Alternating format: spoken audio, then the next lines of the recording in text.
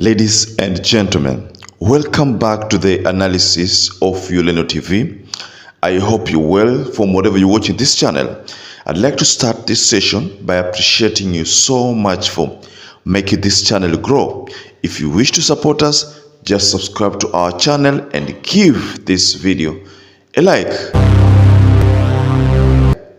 So Raila Odinga has responded to many people who have been asking themselves why Raila Odinga hardly rigs in elections. So he has decided to respond to that question, and to be honest, this is something that had been asked time and time again. I remember last year, soon after elections, there was a certain voter who asked, kwa nini baba haibi? Kwa nini asiibe tu?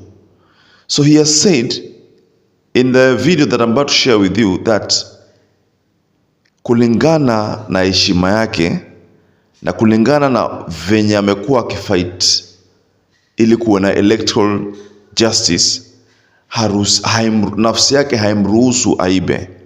And he said that congratulating whoever wins is not an issue as long as that person wins rightfully or wins in the correct way. Perhaps that explains why Uhuru Kenyatta did not congratulate William Ruto last year.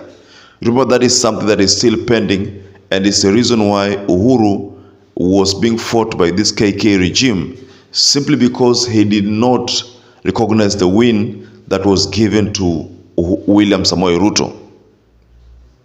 So Raila has said in a video that I'm about to share with you that for him, he prefers to congratulate whoever beats him the right way. And also he says that if he beats that person the right way, he expects that other person to congratulate him.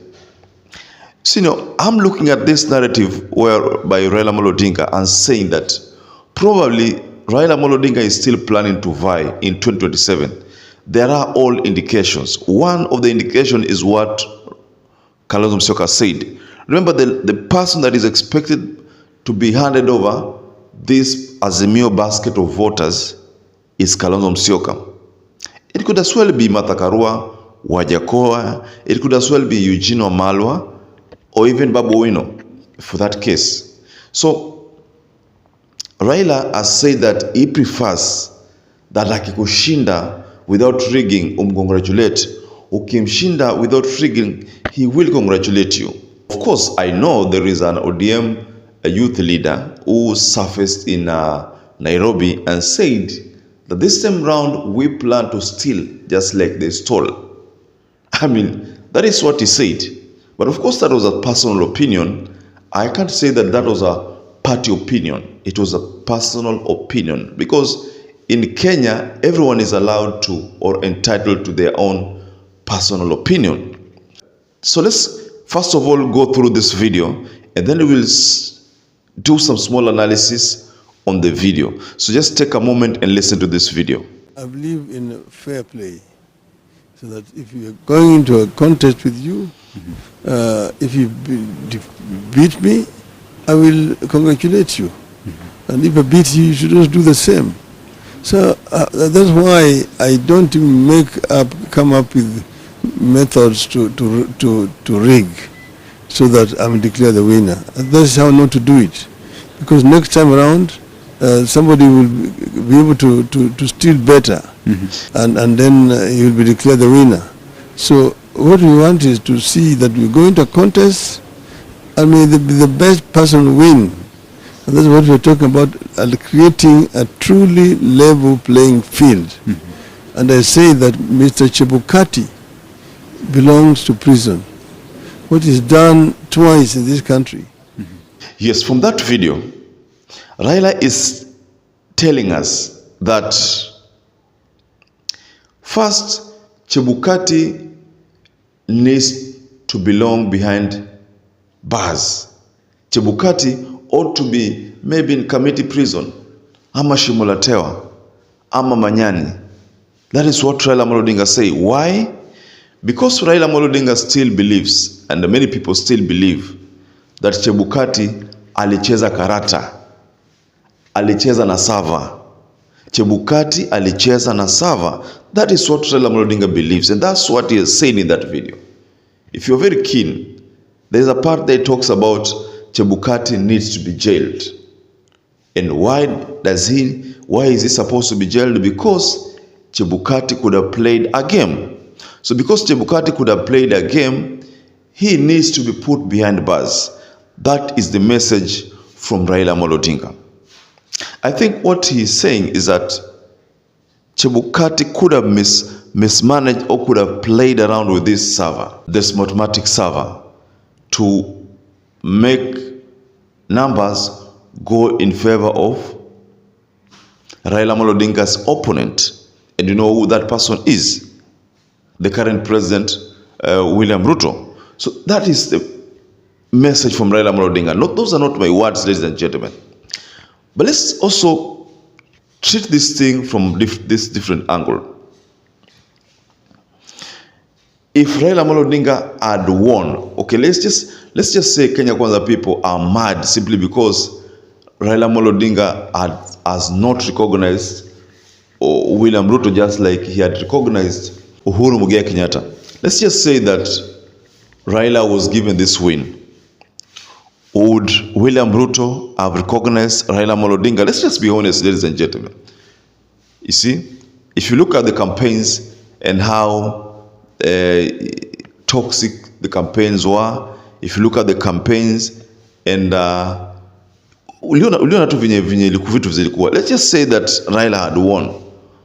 Would William Ruto had congratulated Raila Amolo Odinga? Let's take, for example, the case of Bush. Bush, who was fronting McCain, the late McCain, and McCain was vying against the former president Barack Obama, and Barack Obama was taking his first shot at the presidency. So McCain was being fronted by the president Bush back then, and then McCain did not win, and Obama won. But we did see Obama punish Bush over that, because that is a democracy on a very high level. So Obama didn't punish Bush, but Bush candidate never won. But again, Bush candidate was not punished also just because he didn't win. So that means that even in the KK regime, they should borrow the same. They should, in fact, what they should do is simply allow Uhuru Kenyatta to be, allow Raila Amolo Odinga also to be, because Raila Amolo Odinga is by law now supposed to be putting this government to task. So, but either way, William Ruto would not have recognized or congratulated Raila Amolo Odinga simply because of how toxic the campaigns were wakati huo. You remember the details very well.